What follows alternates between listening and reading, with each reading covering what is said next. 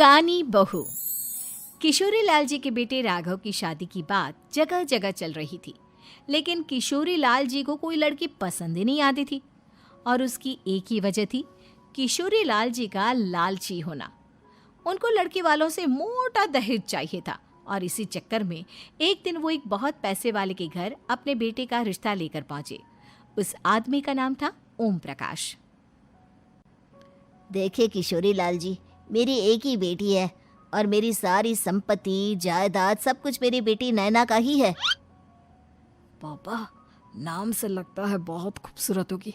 कितना अच्छा नाम है ना, नैना। ओ, वैसे बात तो सही है आपकी। अब इतना पैसा है, जमीन जायदाद है, इकलौती बेटी, आप भी क्या करेंगे? सब कुछ उसे ही देंगे ना। बिल्कुल ठीक पहचाना आपने। बस बेटी की शादी और सारी जायदाद उसके नाम। पापा, बिना देखे हाँ कर दीजिए ना। इतना अच्छा रिश्ता फिर कहाँ मिलेगा? माला माल हो जाएंगे हम। मैं अपनी बेटी को बुलाता हूँ। अरे नहीं नहीं नहीं नहीं, आपकी बेटी का नाम नैना है, सुनकर ही लगता है बहुत सुंदर होगी। रहने दीजिए अंकल, मैं तो आपकी बेटी के नाम से ही इतना खुश हो गया हूँ कि उसे बिना देखे शादी करने को तैयार हूँ। अब तो मैं उसका चेहरा सीधे शादी के बाद ही देखूंगा। और इस तरह राघव नैना का चेहरा नहीं देखता और उससे शादी कर लेता है। शादी के बाद अपनी सुहाग रात पर जब राघव नैना का घूंघट उठाकर देखता है तो नैना की आंखें बंद थी। कितने खूबसूरत हो तुम नैना, जरा अपनी आंखें खोलकर मेरी तरफ देखो तो सही।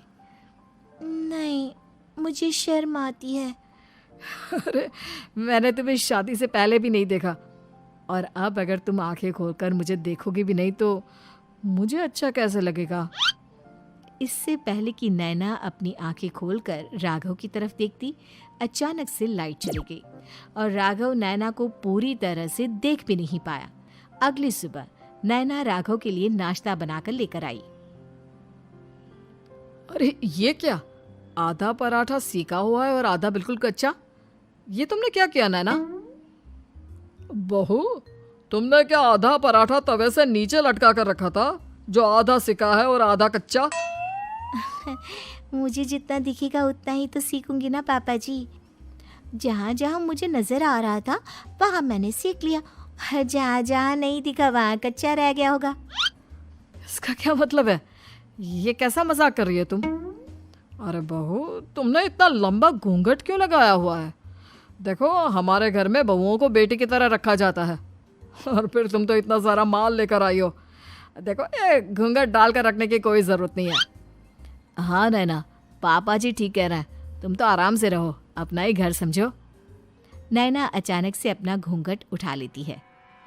अरे ये क्या पापा, नैना की तो एक आंख फूटी हुई है। नाम से नैना, लेकिन ये तो कानी बहू निकली।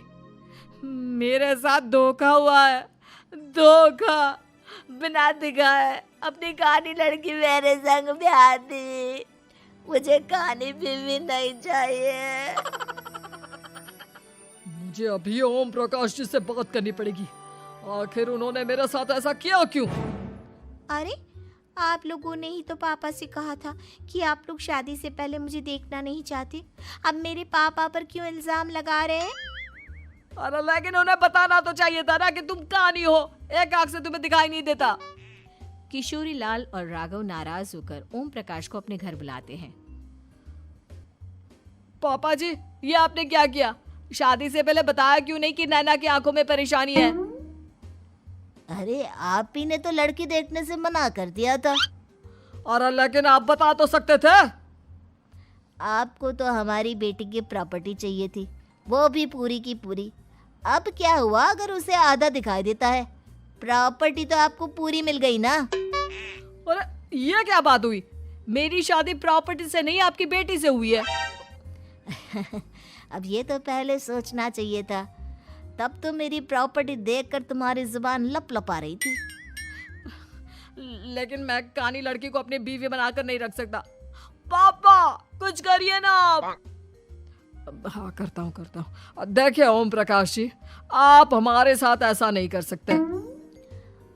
और तुम देखो, अगर तुमने मेरी बेटी से शादी तोड़ी ना, तो जो भी प्रॉपर्टी मैंने तुम्हें दी है वो तो पूरी की पूरी वापस ले ही लूँगा, और आधी प्रॉपर्टी तुम्हारी भी लूँगा। अरे मेरी आधी प्रॉपर्टी भला क्यों लेंगे आप? इसलिए क्योंकि मेरी बेटी को आधा नज़र आता है और उसकी नज़र अभी तक तुम्हारी आधी जायदाद पर ही पड़ी है। अब तुम उसे घर से निकालोगे तो कुछ तो लेकर जाएगी ना। और अगर हम आपकी बेटी को अपने घर की बहू बना कर रखे तो? तो तुम्हारी पूरी प्रॉपर्टी तुम्हारी ही रहेगी, और जो मैंने तुम्हें दिया है ना, उसमें से बस मैं आधा लेकर जाऊंगा। अरे लेकिन अब आप अपनी दी हुई प्रॉपर्टी में से आधी वापस क्यों लेकर जाएंगे? अगर मैं आपकी बेटी को अपनी पत्नी बनाकर रखने को तैयार हूं तो? इसलिए ताकि भविष्य में अगर तुम मेरी बेटी को धोखा दो तो उसके पास कुछ तो रहे जो पति का हो। वैसे मेरे पास तो बहुत कुछ है, लेकिन अपने पति की कोई निशानी तो उसके पास होनी चाहिए ना। अब अगर तुमने मेरी बेटी को कानी कहा तो तुम्हें प्रॉपर्टी भी कानी ही मिलेगी, पूरी नहीं। जमाए राजा। किशोरी लाल और राघव समझ चुके थे कि वो बुरी तरह फंस चुके हैं और अब उनके पास वहां से निकलने का कोई चारा नहीं है। अब समझ में आया ना, लालच बुरी बला होती है। एक तो तुम्हें प्रॉपर्टी मिली, ऊपर से बीवी मिली, उसमें तुम्हें नखरे भी दिखाने हैं। आए बड़े, चुपचाप बैठो दोनों। कुछ दिनों के बाद नैना राघव की कार लेकर बाजार घूमने निकलती है और जब कार लेकर वापस आती है, ये क्या? एक तरफ से मेरी गाड़ी पूरी खराब हो चुकी है। लगता है तुमने मेरी गाड़ी को किसी दूसरी गाड़ी के साथ एक्सीडेंट किया है। अरे अरे कितना बड़ा नुकसान कर दिया तुमने बहू। वो क्या है ना पापा जी, मुझे एक आंख से दिखाई नहीं दे रहा था, सामने से गाड़ी आ रही थी। मुझे तो सिर्फ आधा ही दिखाई दिया और वो गाड़ी मेरी कार से रगड़ते हुए निकल गई। अब मैं क्या करूं बताओ? आप इसे ठीक कराने के पैसे कौन देगा? तुम्हारे पापा। तुमने मुझसे इस तरह से बात की? अभी रुको। नैना राघव की शिकायत ओम प्रकाश को कर देती है। देखो राघव, अब जो मेरी आधी प्रॉपर्टी तुम्हारे पास थी ना, उसमें से आधी और मैं लेकर जाऊंगा, क्योंकि तुमने मेरी बेटी को डांटा। अरे नहीं नहीं पापा जी, गलती हो गई, माफ कर दो। गलती की तो कोई गुंजाइश ही नहीं। अगली बार मेरी बेटी को डांटा तो बची हुई आधी में से आधी और ले जाऊंगा। लालच के चक्कर में हम दोनों ने बहुत बड़ी गलती कर दी बेटा। एक तो तुम्हें कानी बहू मिली और ऊपर से जो माल मिला वो भी काना। इस तरह राघव की हर एक गलती पर ओम प्रकाश उसकी प्रॉपर्टी का आधा आधा हिस्सा लेकर अपना सारा माल वापस ले गया और राघव को कानी बीवी से काम चलाना पड़ा। भाई लालच वाकई में बुरी बला है।